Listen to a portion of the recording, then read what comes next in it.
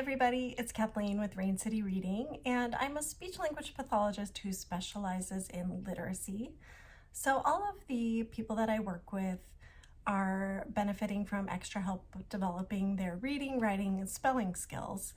And because of that, I hear of some trends that can be concerning. So let me explain. I think as more and more people are receiving long reports from assessments for dyslexia or developmental language disorder, other challenges, they're seeing the in-depth testing that's being done and the subtests that might lead to a diagnosis like dyslexia, and thinking that the way to improve the dyslexia would be to change a score on that subtest. Not necessarily with the goal for the score to change, but that if I can improve the skills related to the subtest, that the dyslexia will be improved. And unfortunately, things are just not that cut and dry. Dyslexia is a lifelong neurodevelopmental language disorder, and while we can absolutely improve literacy skills, there are some underlying deficits that are going to be present, and there are some aspects of dyslexia that can be benefited and supported but will not go away with treatment. Let's get into the three things that I'm seeing that feel concerning to me. Number one, there's a subtest for learning how well someone does rapid automatized naming, and this is highly correlated with long-term reading fluency outcomes.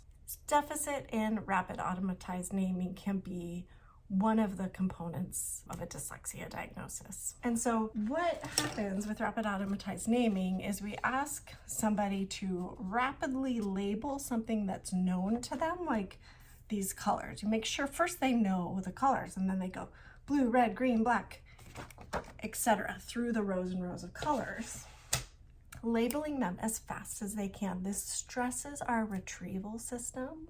There is a correlation between reading fluency and these tasks, because if you imagine reading, we are looking at words, and in strong readers, these words are already stored. They are orthographically mapped. If you know that theory, that's, presiding theory. They are mapped onto our brain.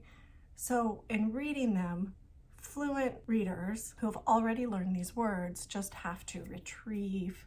And when retrieval is challenging, which we all experience to some degree, we might call an apple an orange, or a dog a cat, or our children by each other's names. For some people, retrieval is so challenging that it's considered a language disorder, and it can be a part of dyslexia, and it can also be a part of developmental language disorder.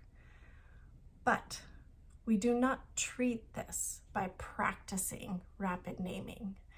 And that is the concern. I've heard about people having kids rapidly label things, rapidly read string of unrelated words that are nonsensical, not from just normal text. This is not a treatment technique. There is not efficacy behind it. There are other ways to help with retrieval. Practicing rapid naming is not the way to do it.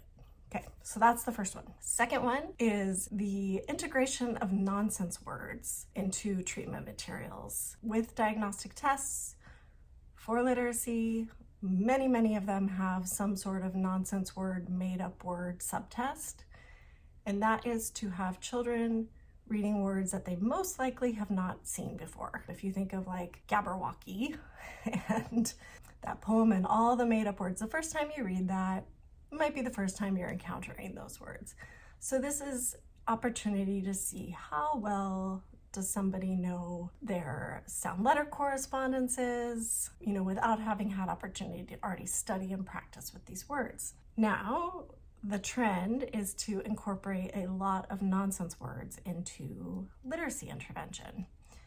And while I understand using them here and there, especially for like a minimal contrast, or if you need to just quickly show somebody the difference between a word when there is an E at the end and when there isn't. It's hard for you to think of an example with real words. I understand that, but we should not be having a huge chunk of our literacy and intervention time using nonsense words.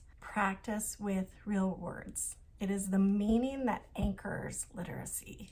Boy, there are enough words out there for kids to get practice with that are real, that are meaningful. We do not need to use made-up words. If children are struggling with reading, there are plenty of real words for them to practice with, so keep the bulk of your time on that. The last thing I want to talk about is the trend of incorporating phonological awareness, which I'm so glad people know this, know about this term even. I feel like 10 years ago I would say phonological awareness and people would look at me like deer in the headlights and they hadn't heard any of those terms. But what's concerning to me is I'm seeing and hearing about sessions where people are spending a huge amount of time having kids break off sounds and words, blend sounds, and they're not using any written letters. We know that kids are going to improve their ability to hear the sounds and words with the letters visible. It helps with the literacy. Last night in a session I had the word seemed come up. We were looking at the spelling of that, and it was really hard for the child to hear that that eam wasn't a part of the ed suffix. That's a phonological processing challenge for them. So we could look at the base, seem, S-E-E-M. That helped them hear, oh yeah, that E is from the E-E.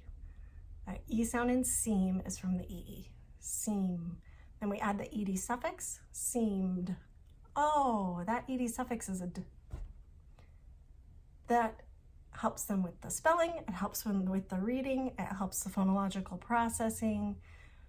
I did not spend a huge amount of time on this. I really, really want phonological processing to be a part of the written study. And that's why I love that structured word inquiry looks at the roles of the letter after looking at the meaning of the word and how it's built, because it is that meaning that anchors things for us. Beware if you are reading one of those reports or hearing about a report, beware of a tendency to think that you can kind of teach to the test.